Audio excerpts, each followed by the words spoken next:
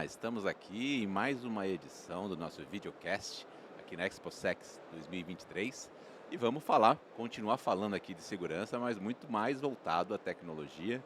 Estou aqui com o meu amigo Marcelo, que vai me ajudar a fazer essa entrevista, e temos um convidado especial aqui, muito especialista num tema que a gente vai debater aqui hoje, que é segurança condominial e como que a tecnologia está influenciando e como está revolucionando, né, essa aplicação da tecnologia em segurança.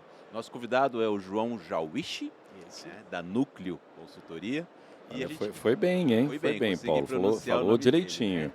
E queria que o João contasse um pouco para a gente aqui, né, a experiência que o João tem de mercado, quanto tempo você está nesse ramo e a evolução, né, e a transformação que você tem visto acontecer na segurança, principalmente dentro dos condomínios, dessa evolução de tecnologia dentro dos condomínios. Conta um pouquinho para a gente da sua história e da sua empresa.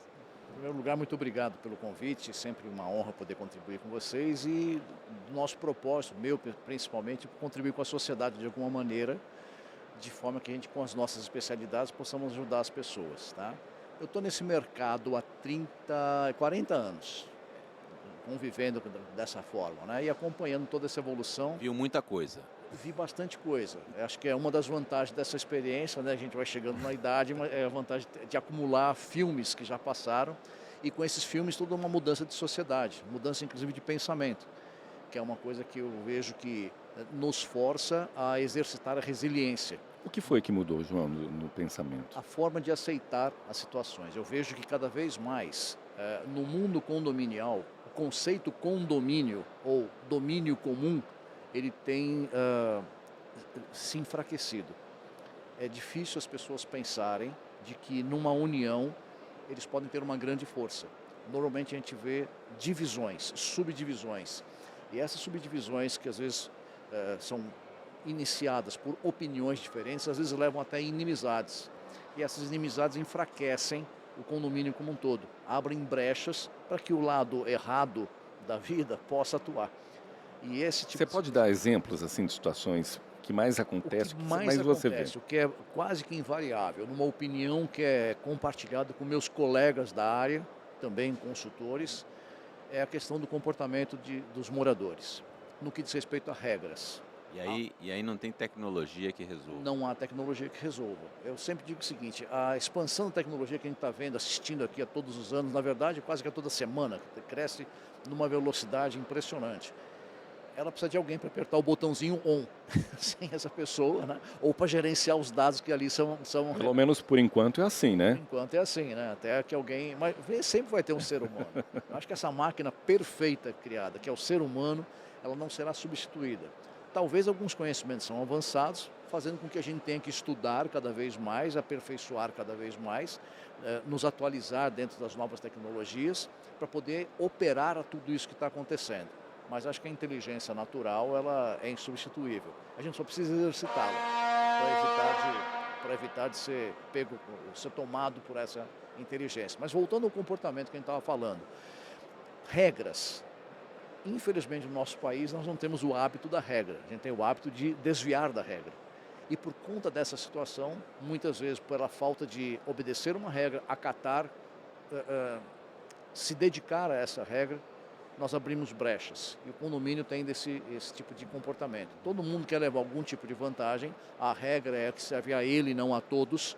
E nessa situação, causando às vezes algum problema, algum desencontro, abrimos brechas para acessos inadequados, acessos indevidos. Isso é muito comum ver em condomínios.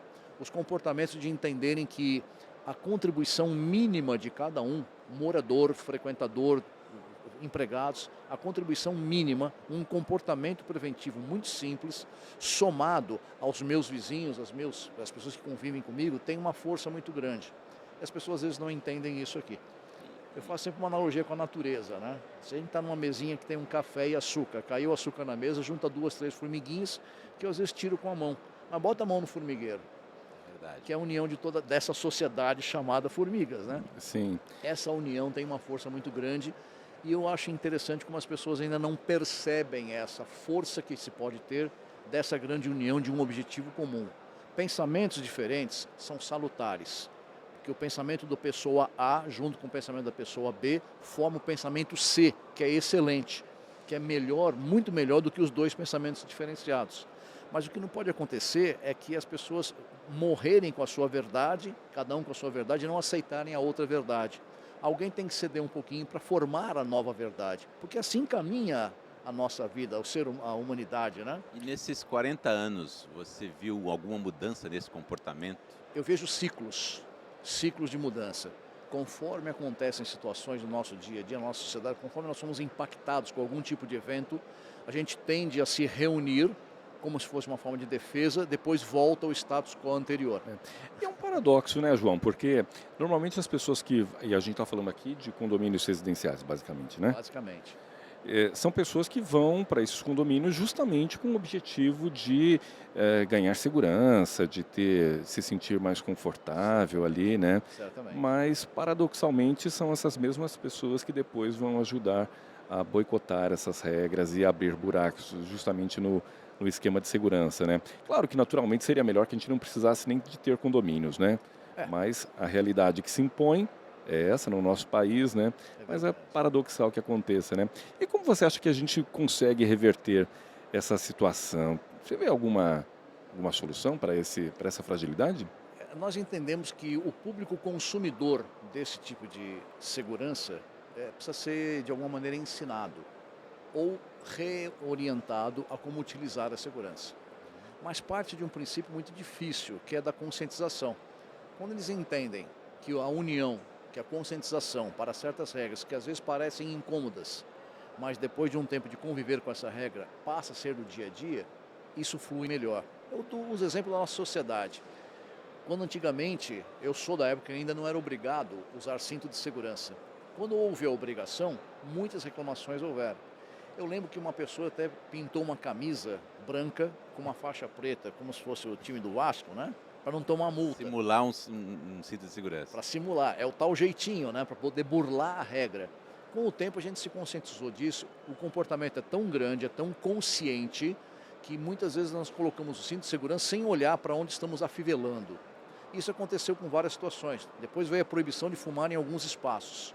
Reclamação muito grande, antigamente se fumava dentro do avião.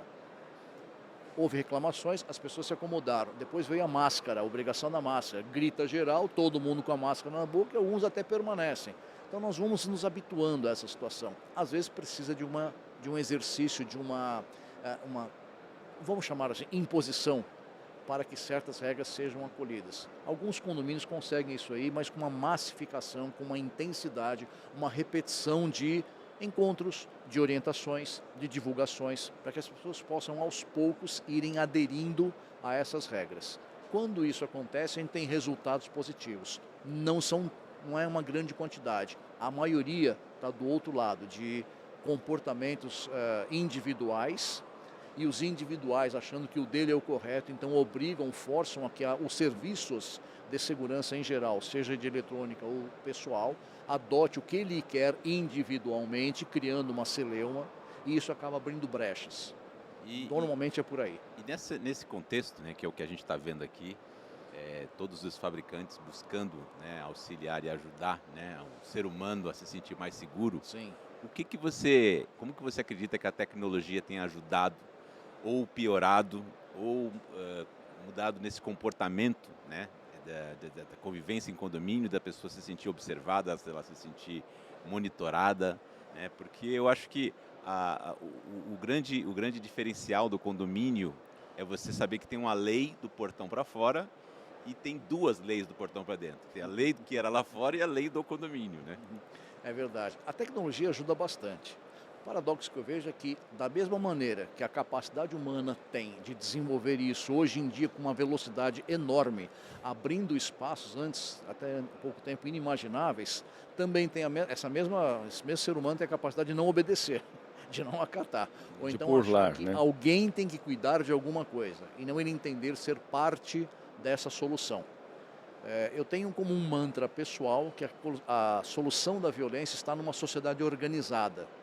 Não é uma sociedade bélica, não é uma sociedade violenta, mas uma sociedade organizada. E nem totalitária, né? E nem totalitária. Sociedade que estabelece regras em comum para acatar de forma comum. Essa é a ideia. E Isso, isso começa por um condomínio, né? e não vem com tecnologia nenhuma nesse caso, Não né? vem com a tecnologia faz parte, ela é um subsistema dessa situação integrada. Esse já é um aspecto cultural, né? Muitas vezes as pessoas, eu ouço muito o seguinte: põe uma câmera, mas quem fala põe uma câmera não pensa como ladrão, ela pensa como uma pessoa de boa índole, que se ver uma placa dizendo é proibido entrar por aqui, ela vai pela outra entrada, ela acata essa situação. Colocar uma câmera talvez iniba aquela pessoa de boa índole, mas quem tem a má índole não vai se intimidar por aquela questão. E nesse contexto, João, tem uma curiosidade aqui, né? Obviamente que em 40 anos você já viu criatividade para tudo, né? Qual o caso mais assim emblemático que você viu de alguém tentando fazer exatamente isso para não de fazer a disruptura, mas contestar o sistema? Algo que tenha te surpreendido, né? Certa vez eu vi uma coisa que me marcou bastante. Foi na casa de pessoas, de uma família de altíssimo nível. Eles tinham na residência uma guarita com vigilância 24 horas. Essa guarita ficava no alto, em cima da entrada de veículos. Era uma rua fechada, a última casa era dessa família. Ele chegava na rua, passava por 3, 4 casas e o vigilante via quando chegava aquele veículo. Então ele abria o portão, a pessoa entrava. E nesse local tinha um dispositivo para poder manter o vigilante em alerta. Então ele, a cada X intervalo de tempo, ele tinha que passar um imãzinho numa central, para que a central que monitorasse de maneira externa, remotamente, não telefonasse, não avisasse, enfim. E onde ele ficava sentado, colocaram de propósito essa central a 2 metros de distância dele, para que ele pudesse levantar e ir lá e passar esse chip, esse magneto. Ele fez uma engenharia bem interessante. Ele pegou o fio de pesca e fez um sistema de gancho com um clipe.